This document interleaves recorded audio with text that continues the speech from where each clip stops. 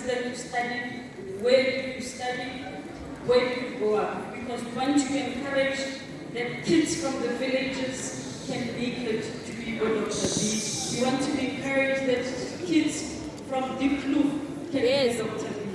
So if you can just give us that, and then we'll take it from there.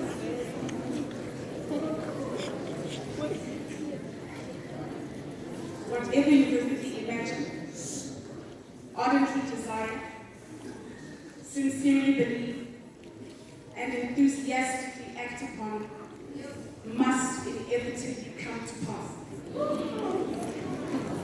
I am Dr. Bonke Sumbulu, Xhosa doctor.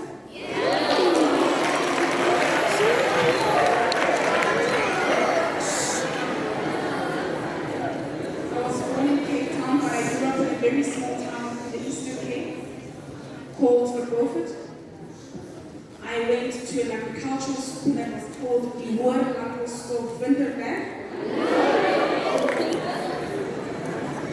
And about 15, 16 years ago, I was a very young girl in grade 12 who knew exactly what she wanted to be. She wanted to be a doctor.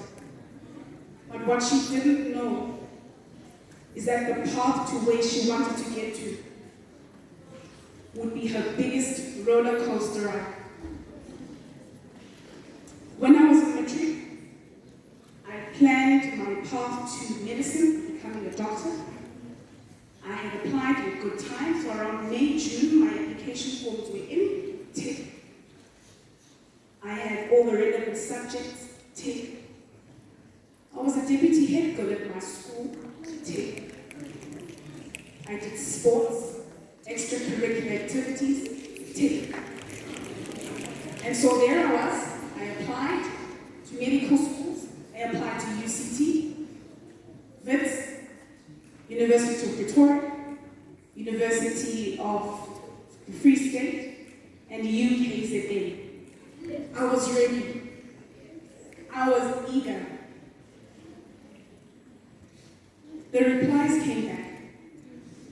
And every single one of them had the same response. We regret to inform you that you have not been accepted into the Faculty of Medicine. I was shattered. What now? Every single one of those universities said, you can try something else. I did not have a plan. I wanted to be a doctor. I mean, I've done everything right?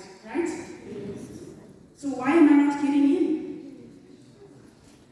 The APS scoring that they were talking about this morning, I was 2 points short for every single university. It was not enough. My message to you today is this. Whatever path you're going to be starting on, it's not going to be one-dimensional. It's not going to be linear. And it is not going to be easy. Especially if you want to become a medical doctor. A black, female medical doctor in Cairo, South Africa.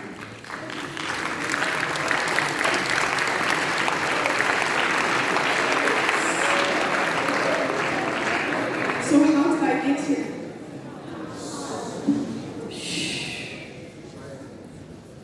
Well, I opted to do my Bachelor of Sciences degree at the University of Cape Town, which I didn't complete, by the way. I did my first year. I got an NSFAS bursary loan, and I did well. And I went to second year, and I said, this is not what I want.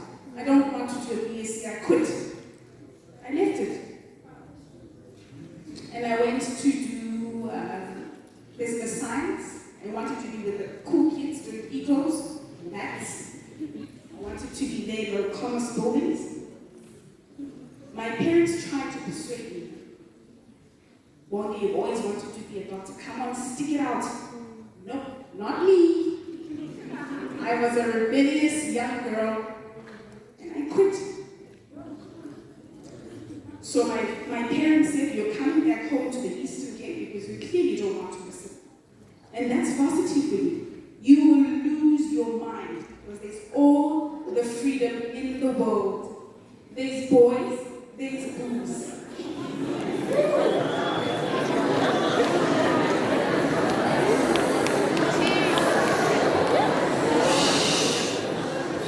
And for the girls, there's sugar daddies.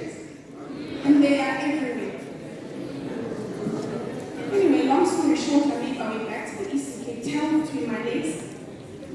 And my father said, you're going to the University of Fort Hare, and you will finish your BSc degree. So what was meant to be a 3-year degree became a 4-year degree. I finished, I completed my BSc, and I got back on my path, and I applied for medicine, and I got in.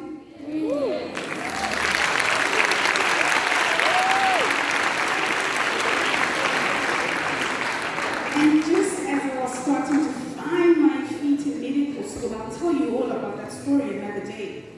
As I was just about to find my feet, my mother passes away. Jeez.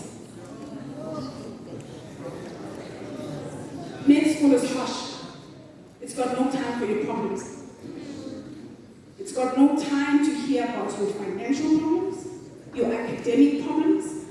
It moves. Block after block after block. I had a few people come up to me now, they said they want to be a cardiologist, they want to be a pediatrician. You have to take it step by step. It's a 6-year program that is intense, it is rigorous, it will take you through the mill. There's no time for boys, there's no time for parties. There's physics, there's anatomy, there's physiology.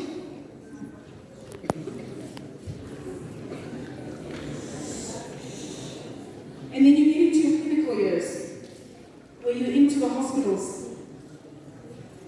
You have rounds in the morning, lectures in the afternoon, and you're on call at night. And nobody cares. Your professor doesn't want to hear that I don't have transport to get to Charlotte Macleod Hospital. They don't want to know your problems.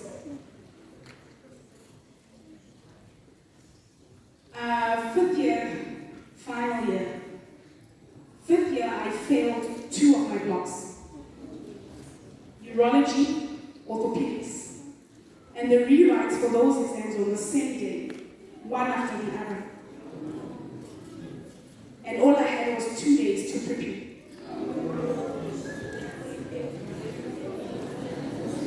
You have to be focused.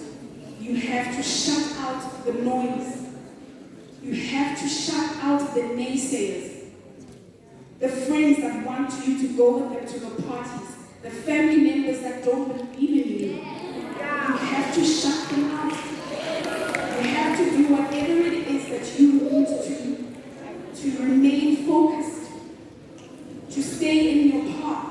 So that when that roller coaster comes and it wants to toss you to the side, you remain certain.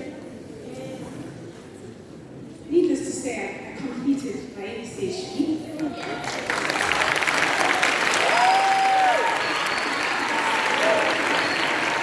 Class of 2016.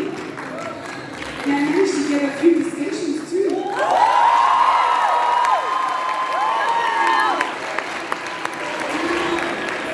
I think you're ready after medical school, but you have no idea. Internship was so tough. Those 2 years of your internship as a young medical doctor, your patients don't know that you don't know what you're even doing. There's no sleep.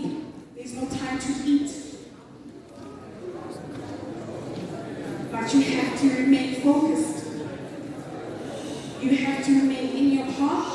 And after internship follows community service. And after community service, that's when your career actually starts. So what do I do now? I'm proud to say that I'm a rock star general practitioner.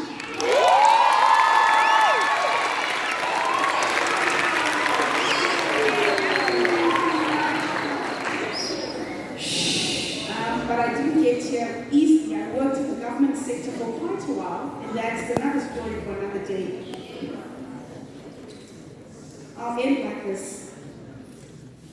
Whatever you vividly imagine, ardently desire, sincerely believe, and enthusiastically act upon, must inevitably come to pass.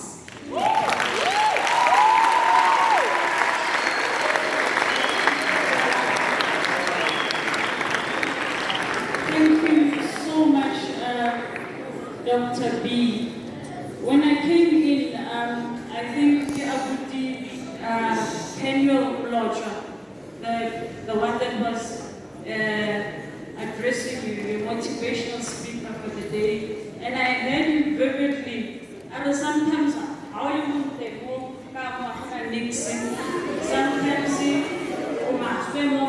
there's a lot. So I want to say Dr. B and Dr. Mlotra is your theory is not very true, because she's beautiful, isn't she?